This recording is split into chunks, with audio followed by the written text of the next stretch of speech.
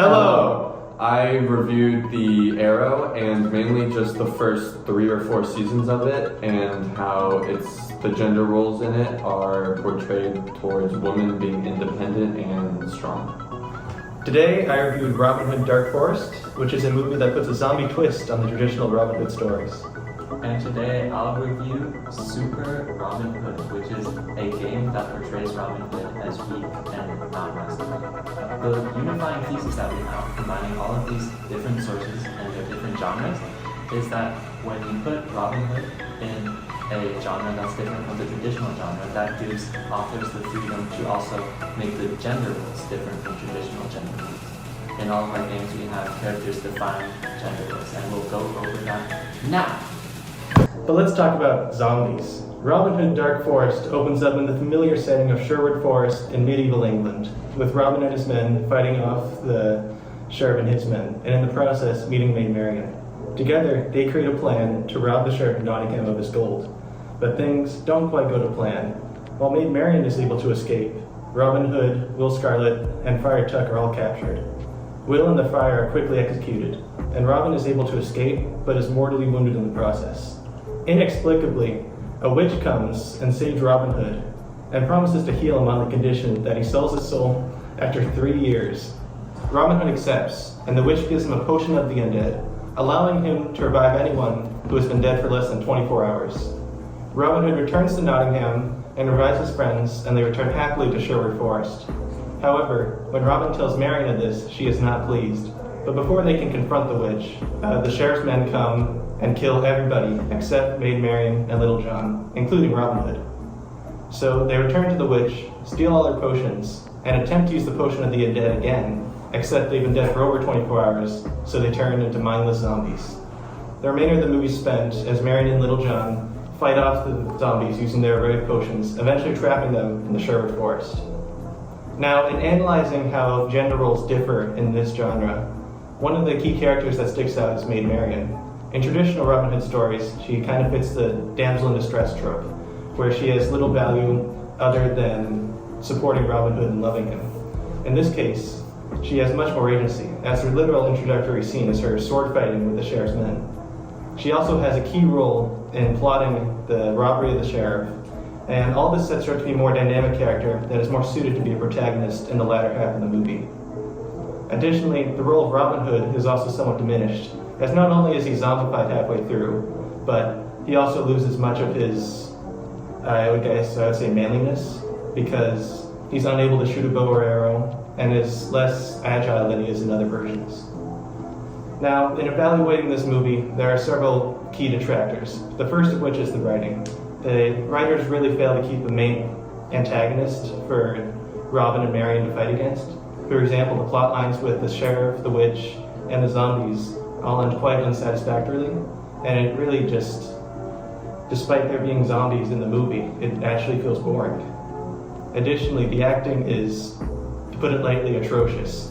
I know that it's a low-budget film, but it really feels like they just took random people off the street and asked them to read some lines. Just listen to this.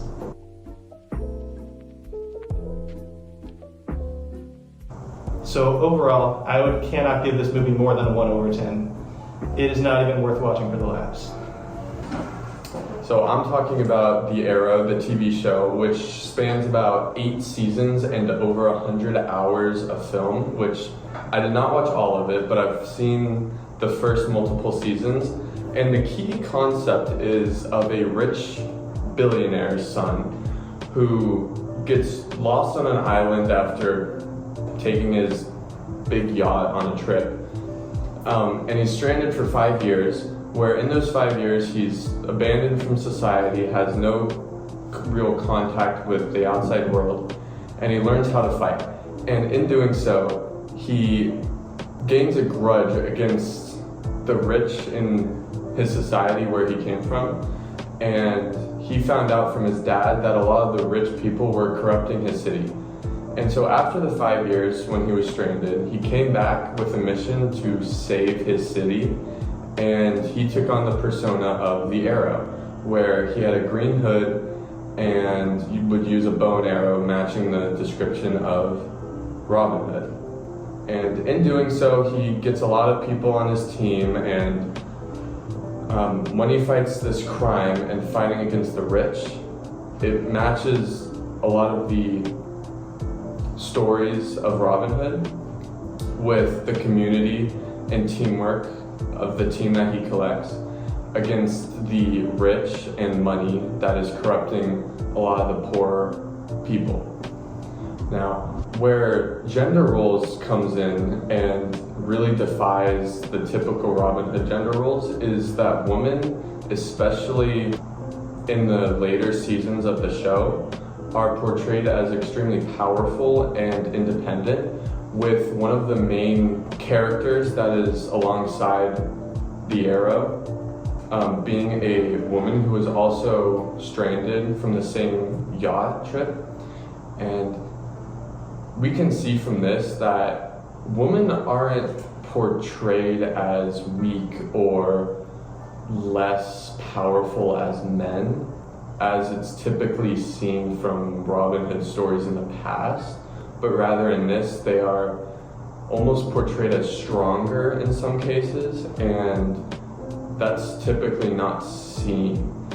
Now, on the other hand, the masculine part of Robin Hood or the Arrow is fairly consistent, as Oliver Queen, who is the Arrow or Robin Hood, is extremely masculine and typically doesn't like being seen as weak or defenseless.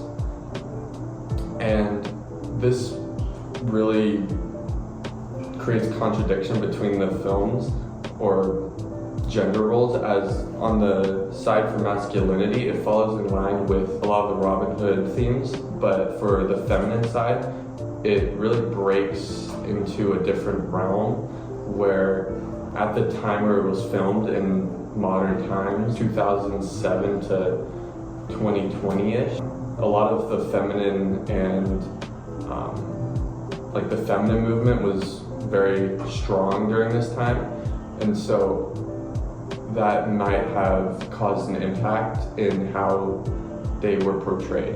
And overall, I'd say this TV show is definitely on the better side of ones I've seen, with the acting being incredibly good for all the fight scenes and choreography that is involved.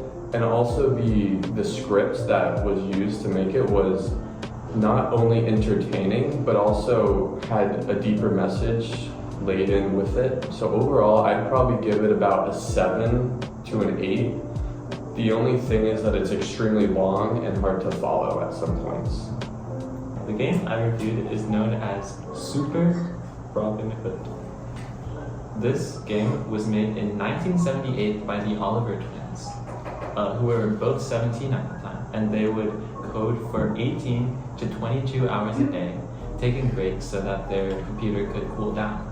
So it's a very ancient game, and you can tell that it's very ancient the second you start playing it. The pixel art is very pixely. A lot of the mechanics you come to expect in modern pixel platformers aren't found in this game, which leads to a very interesting experience.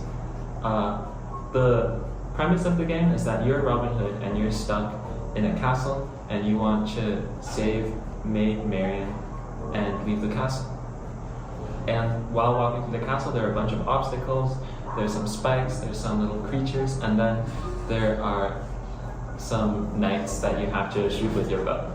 I think some things that are different about this game compared to modern games are that there are a lot of delays. For example, if you want to shoot something, you have to charge up your bow. If you jump off a high platform, you land, If you jump off a high platform and you land, you have to wait a second before standing up again. Throughout the game, your purpose is to collect treasure. There are multiple types of this treasure. And then you also collect keys, which unlock the next room. And the rooms get harder and harder as you progress, with the enemies gaining more health and the obstacles becoming trickier to avoid, until eventually you reach Maid Marian and you live happily ever after. Now, let's talk about gender roles. So, one thing that is found in many traditional Robin Hood stories is that Robin Hood is treated as very masculine. almost hyper-masculine. This game does not take that approach at all. The first non-masculine feature you can see is that instead of having a determined, angry look like the masculine stereotype, he's very whimsical. He smiles, and when you're standing still, the Robin Hood character will turn his head and look around at the surroundings, walking around with curiosity instead of determined to save Maid Marian. The mechanics also reinforce this lack of masculinity. The game's mechanics make you feel extremely flimsy. If you get hit by even the tiniest blow, you'll be flung backwards and fall down ledges. If you get hit by an arrow, you'll lose almost a third of your health instantly. Additionally, the mechanics of the game encourage a very patient and slow and calculating gameplay, which contrasts to some games where you're encouraged to just rush forward angrily without thinking much about it. Because your bow takes a long time to charge up, you can't really outshoot the enemies. You have to strategically place yourself so that you can take out their health before they take out yours.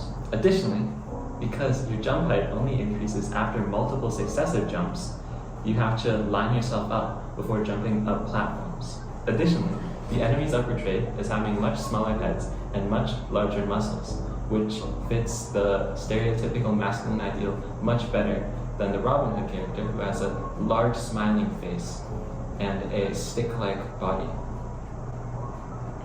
But because you are placed in Robin Hood, this game kind of counteracts traditional gender roles by painting Robin Hood's traits as positive, because Robin Hood is able to beat all of these enemies, even though their heads are so much smaller and their muscles are so much bigger. Overall, I would give this game a 7 out of 10 because it's difficult. But other than that, it's good. In conclusion, all three of ours have different forms of gender roles that are being played, with mine being women being independent and strong, and men being portrayed with the typical manly traits. Mine took a similar turn, with Marian having much more agency in her story, while Robin Hood had much less power, considering he got turned into a zombie. Mine only focused on the one character of Robin Hood, but really defied the gender roles by making him weak and flimsy and weak. We hope you enjoyed today's video.